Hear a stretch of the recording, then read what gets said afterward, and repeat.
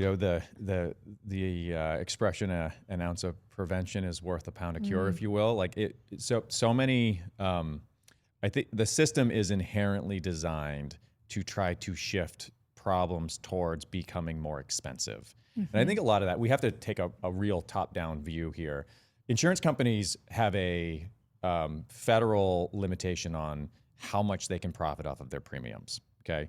But so if I was a major insurance carrier, I'm not gonna state any names, would I rather manage $1 billion or $100 billion?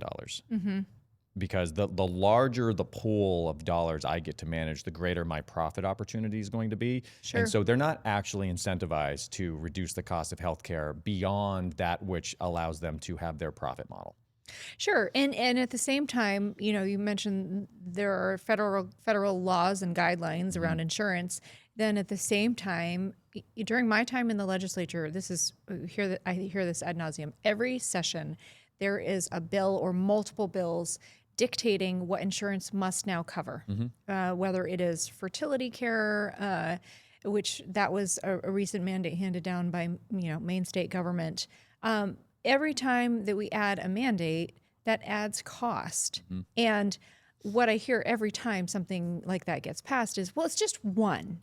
It's just one thing that has to get covered. Well, it's not just one thing that has to get covered when you add one and then another one and then another and another. And so all of these mandates, whether you're talking about the state level, federal level, all of these pieces add up to being a massive puzzle that is really expensive and doesn't, in the long run, benefit patients. So I love that conversation. So let's just talk about the fertility component of it. Love the idea that we're providing services for people to potentially to make sure that we're allowing families to have babies. Because I think from a society, that's something that we one way or another, we're going to have to continue to have children. Sure. Otherwise, that's going to be we bad. cease to be a civilization. That's right. It's something that we need to support. And yet we're seeing ongoing reductions of fertility levels. It's been a trend that's been going on, to my knowledge, for at least 50 years. And we recognize that a lot of the environmental factors and societal factors and a lot of the things that are in our food are limiting are hurting us in the long run from a fertility perspective. So I think it's a lot less expensive to try to improve the quality of our lives through our diet, our nutrition, our exercise, trying to reduce the amount of phytoestrogens that we have in the area, that trying to reduce the microplastics that are causing upregulating of estrogen activity within females. There's all these different environmental factors that we are very aware of that are hurting our net fertility levels. If we're going to be in a position that we're having to support these families to make sure that their ability to conceive, and we're not paying attention to try to stop the problem at the very beginning, that really is a short-sighted intervention. And so, well, that is crisis care, right? And it's just Band-Aiding over. Yep. You've got this oozing wound that you're Band-Aiding over instead of getting to the root cause of it. And so on our side, when somebody comes in certainly we often will see patients when they've gone to 5 or 6, 7 providers and no one's been able to help them. And if that patient was able to be helped by the first person they saw, then they would never end up in our office, and that's great. Sure. But the work that we do takes the anatomical resolution of what could be a pain generator for you as far as it can possibly go. Meaning that if a typical provider might be just diagnosing you with chronic back pain, and then a good physical therapist or osteopath or chiropractor would be able to break that down to whether this might be facet mediated or disc mediated, or if we have a particular arthritic spur.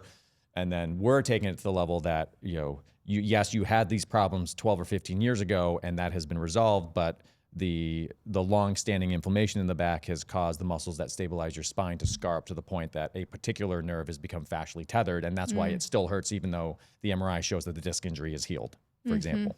And so being able to recognize that with that level of ability and precision, and then coming up with a plan to make that correction, this patient could have 3 or 4 more MRIs, a bunch of invasive injection procedures, and no one's able to exactly identify what the pain generator is.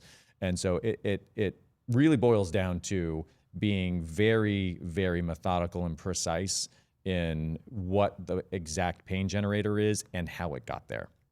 And, at the healthcare system at large, we really would do better if we allowed providers to be proactive or incentivize them to be proactive early on to stop problems before they became big, expensive emergency room visits.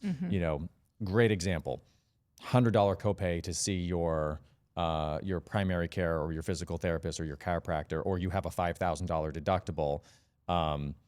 And so these patients have these financial barriers to access, but they know that if it's really bad and they go to the emergency room, they're going to get an intervention, and they may, like if you have a Medicare or a main care program, they have to take whatever it's going to pay, Right. whether you're financially going to pay for that bill or not, and so it's shifting more and more and more costs away from early prevention into the big expensive systems, which ultimately is just exacerbating the problem.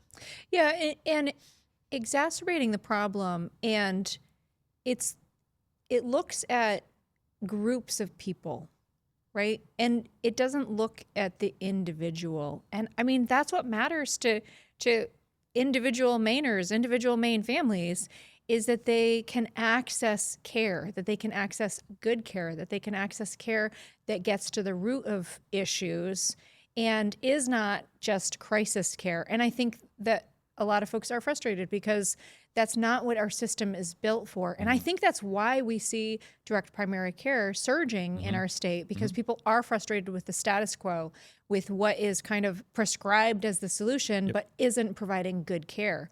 And so we see the free market providing this solution that more and more patients and families are gravitating towards because it's not a Band-Aid.